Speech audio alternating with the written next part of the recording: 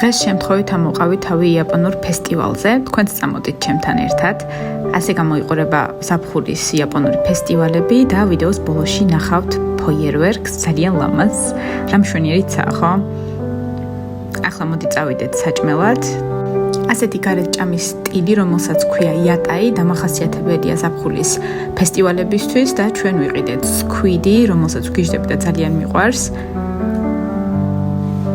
და ბედნიერი მე საჭმელი მოვიგდე ხელში და რაღა მომკლავს. გავსინჯოთ სქვიდი, მე მგონი ძალიან ლამაზად გამოიყურება და გემოც ქონდა შესანიშნავი, რაღაც соуსი ესხა ზემოდან და იყო ძალიან წვნიანი და ხრაშუნა. ასე აყავთ ხოლმე სცენაზე ბავშვები, ასე აცეკვებენ. შემდეგ ჩავიგდე ხელში კასტელა, რომელიც ძალიან მიყვარს. ახალი შემწვარი იყო და იყო თბილი და ძალიან ფაფუკი. ნახეთ როგორი ფაფუკია. შემდეგ გადავედით მარწყვის ლამინირებულ მარწყვზე, რომელიც ძალიან გემრიელი იყო, გარედან ტკბილი, შიგნიდან ცოტა მჟავე და გემრიელი. ნახეთ რა მხელა მარწყვია. და დაიწყო ჩვენი ფოიერვერკებიც.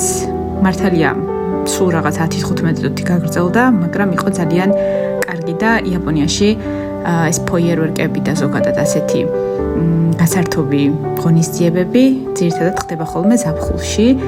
და არა ზამთარში. მე მგონი ძალიან იაპონიისთვის დამახასიათებელია და ძალიან სახალისო იყო, მოკლედ მე ძალიან მომეწონა. მადლობა რომ ვიდეოს ბოლომდე უყურეთ. შემდეგ ვიდეომდე. ბაი.